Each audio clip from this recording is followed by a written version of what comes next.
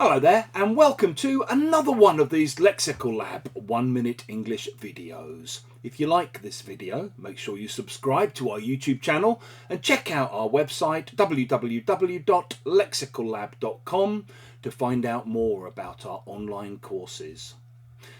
I've got quite a few students at the moment from the Ukrainian city of Kharkiv, which is only about 20 miles from the Russian border, and which has been relentlessly shelled by the Russians over the last almost 4 years. You might imagine that people living there were feeling very down, very dispirited. But actually, one of my students this week told me that they've put big Christmas trees up in the centre of town. There are Christmas decorations all around.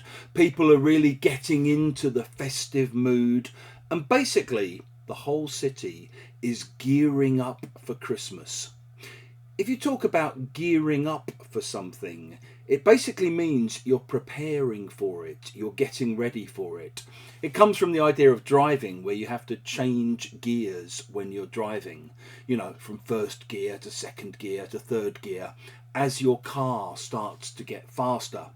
So you might hear, for example, that the main political parties are already gearing up for the next election.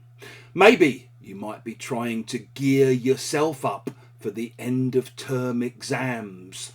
Maybe trade unions are gearing up for a big battle with management because of threatened mass redundancies, mass layoffs.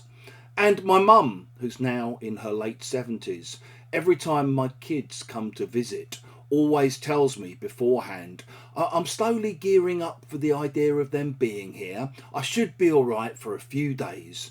Because obviously having 2 kids in the house can be exhausting when you're that age. I'm guessing many of you are gearing up for Christmas. I'd love to hear all about the preparations that you've been engaged in. Thanks very much for watching. If you like the video, please do click the like button.